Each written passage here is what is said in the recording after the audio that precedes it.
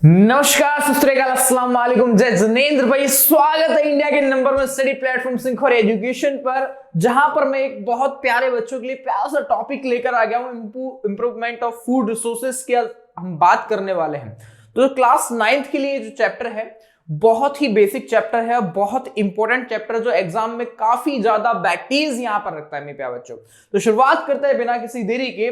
बोलते हैं ना कि रख हौसला वो मंजर भी आएगा, प्यासे के पास चल के समंदर भी आएगा, तो थक कर ना बैठे मंजिल के मुसाफिर, मंजिल भी मिलेगी, मंजिल से मिलने में मजा भी बहुत आएगा। तो मेरे प्यारे बच्चों आ जाइए एक बार और इसको शेयर और लाइक कर दीजिए। यदि वीडियो आपको बहुत अच्छी लगे तो इसको भाई यहां पर अपने पास नोट्स बना लें, ताकि आपके लिए एग्जाम में बहुत ज्यादा बैटीज रखे और बहुत यूजफुल आपके लिए आए। ठीक है बच्चा, शुरुआत करते बिना किसी देरी के।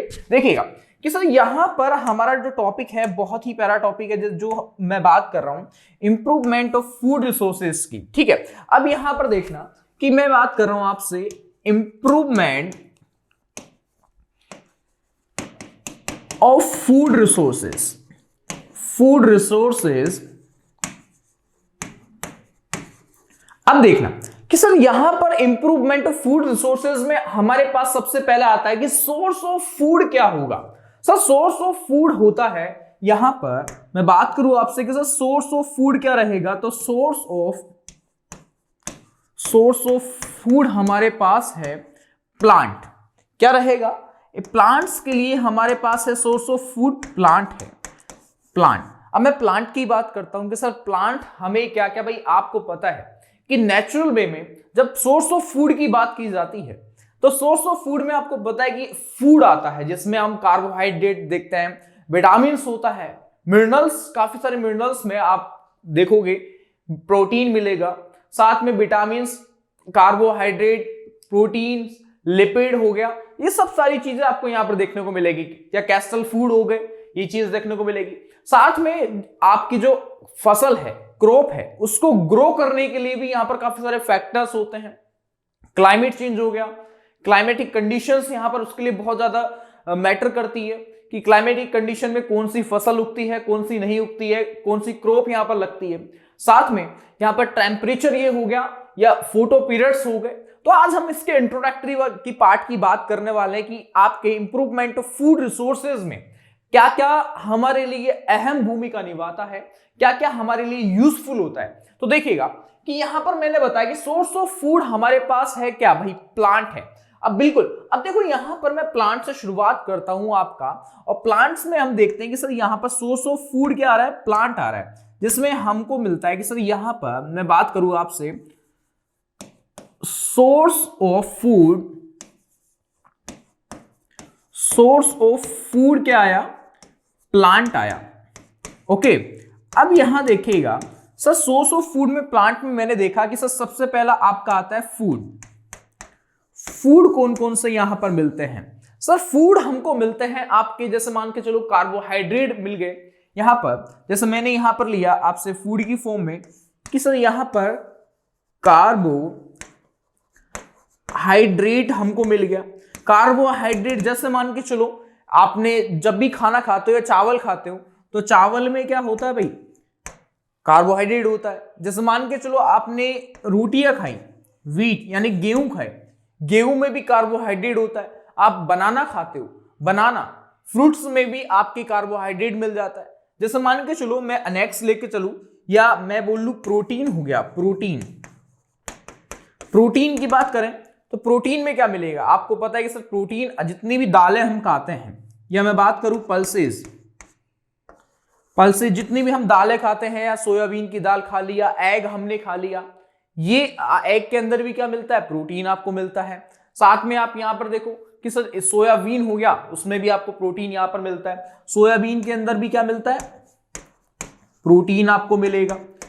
ठीक है, सोयाबीन के साथ साथ में आप देखते हो सोयाबीन में सबसे ज्यादा प्रोटीन मिलता है, आपको ये पता है। अब देखिएगा प्रोटीन के बाद यहां पर मैं बात करूं आपसे विटामिन हो गए। विटामिन हम देख लेते हैं भाई, विटामिन में ये कहां मिलते हैं, आपको पता है कि सर जो विटामिन होते हैं वो मेनली वेजिटेबल फ्रूट में मिलते हैं। कहां पर,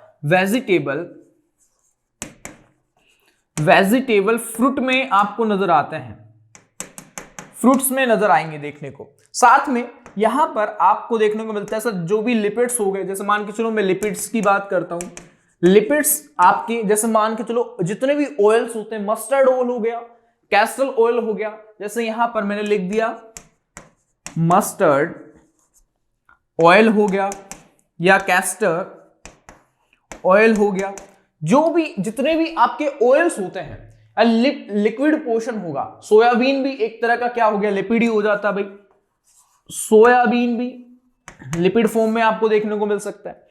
तो ये कुछ ऐसे बेसिक फैक्टर्स होते हैं जो आपको यहां पर पता हो। जैसे मान के चलो मैंने आपको बताया था अभी कैटल फीड, कैटल फीड भी हमारे खाने में काम आता है। तो देखिएगा ये आपका कैटल फीड की बात करते हैं, ये हो गया कैटल फीड। अब देखो कैटल फीड में आप नॉर्मली खाते हैं ओट्स, दलिया, ओट्स खाते हैं या सडान ग्रास, सडान ग्रास भी आप खाते हैं। ये किस में आते हैं, कैटल फीड के अंदर आपको देखने को मिलेंगे। तो भाई यहां पर आपको एक एक चीज पता होनी चाहिए कि यहां पर बेसिक जो मिनरल्स हैं, बेसिक मिनरल्स में विटामिन, लिपिड, कैटल फीड्स हो गए, साथ में यहां पर मैंने बताया कार्बोहाइड्रेट, प्रोटीन्स हो गए। ये पूरा फॉर्मूला आपको पता होना चाहिए, ठीक है। अब जैसे मैंने बात की आपसे कि सबसे पहले तो फूड के बारे में मैंने बात कर ली, लेकिन यहां पर ग्रोइंग ऑफ क्रॉप्स यानी कि एक कुछ फैक्टर्स होते हैं जो क्रॉप को भी यहां पर क्या करते हैं, डेवलप करते हैं। जैसे मान के चलो कि यहां पर मैंने बोला कि आपका क्रॉप्स को यानी कि ग्रोथ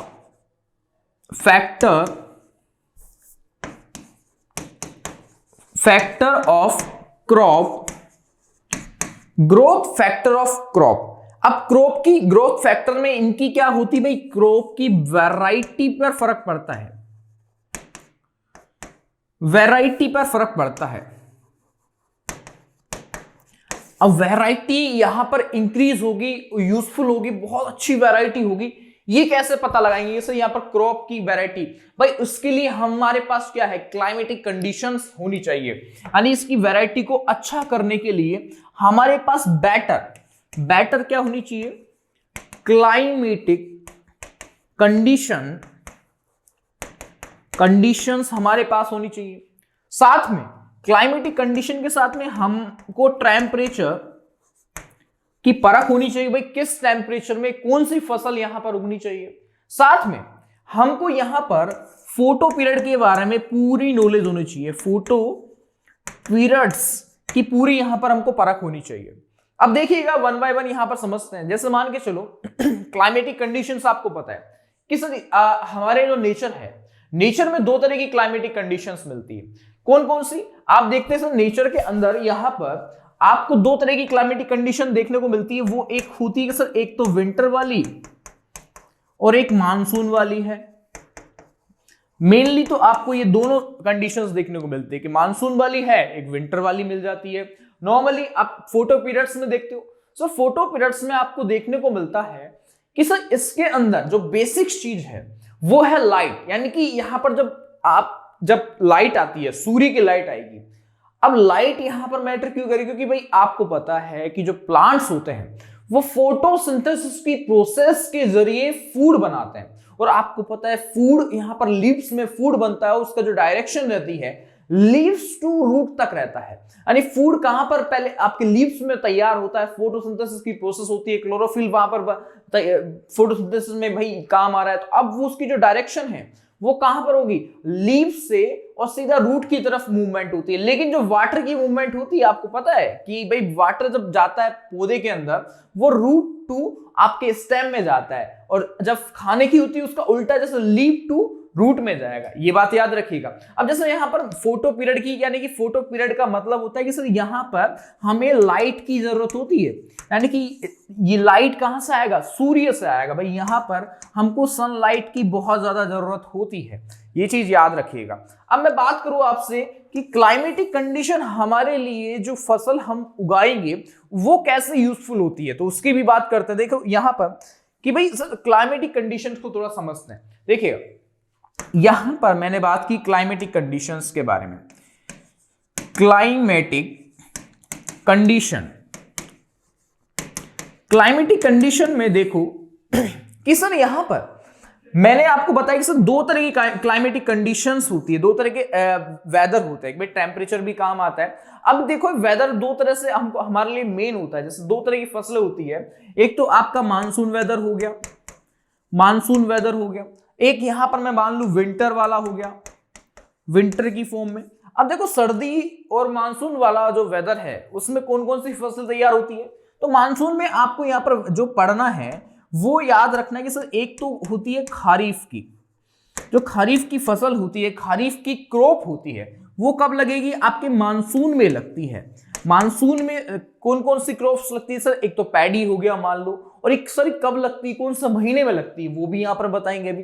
दूसरी क्रॉप आती है विंटर में, विंटर में आपकी रवि की क्रॉप लगती है सर, रवि क्रॉप्स लगती है, और ये भी ये आपके विंटर में काम आती है। अब देखो यहां पर जो मानसून और विंटर है, खरीफ हो गई, रवि हो गई, ठीक है। अब इसको वन बाय वन देखते हैं कि सर यहां पर दो तरह की क्रॉप्स हमने देख ली, एक क्रॉप्स थी खरीफ और एक क्रॉप्स थी रवि। अब देखो यहां पर मैंने बात की आपसे सर नंबर 1 कौन सी क्रॉप है, खरीफ की बात की, खरीफ क्रॉप्स की बात की। अब इसमें देखना कि खरीफ क्रॉप्स की मैं बात कर रहा हूं तो ये मेनली कहां पर लगता है सर, ये मेनली लगता है विंटर्स में। ये कहां लगता है, विंटर में नहीं मेरे प्यारे बच्चे, ये लगता है मानसून में लगेगा। और मानसून में कब लगता है, मानसून में ये लगती है आपके जून टू अगस्त, जून टू अगस्त के महीने तक लगती है। ये मानसून का महीना होता है, मेन मानसून का महीना होता है, ये चीज याद रखिएगा। जैसे मान के चलो मैं इसका एग्जांपल लेता हूं, यहां पर ये आपका पैडी हो जाता है, एक एग्जांपल पैडी हो गया है। मानसून की बात कर रहा हूं यहां पर, किसकी, मानसून की बात कर रहा हूं। तो यहां पर या मैं ले लू इसके मेज हो गया, या मैं बात करूं इसमें सोयाबीन हो गया, ठीक है। ये आपके मेन एग्जाम्पल हो जाते हैं खरीफ के, कि सर यहां पर एक पैडी हो गया, माजी हो गया, सोयाबीन हो गया। ये कब लगते हैं, ये लगते हैं सर जून टू अगस्त में लगते हैं, जून टू अगस्त में लगते हैं, यानी कि जे आप याद रखोगे तो आपको याद हो जाएगा। अब मैं बात करता हूं आपसे नंबर 2 रवि फसल के बारे में। तो रवि देखिएगा, रवि की क्रॉप्स कैसी होती है। तो आई भाई यहां पर भाई यहां पर जो सर्दी है विंटर में, विंटर में आपकी कौन सी फसल लगती है, रवि की। तो रवि बात करते हैं रवि की फसल की, Rabi crop. Sir Rabi crop में कौन कौन सी यहां पर आएगी, देखिएगा कि रवि की क्रॉप में मैं बात करूं आपसे तो सबसे पहले आपको यहां पर दिखेगी कि सर ये जो है वो एक विंटर की फसल होती है, विंटर में लगती है। साथ में कौन से महीने में लगेगी सर, ये भी मैं लिख देता हूं हाईलाइट करके कि सर ये जो फसल लगती है, ये जो क्रॉप्स लगेगी वो लगती है आपके एक पर्टिकुलर टाइम होता है। जैसे मैंने मान के चल लिया आपका नवंबर टू आपके अप्रैल तक ये लगेगी, ठीक है।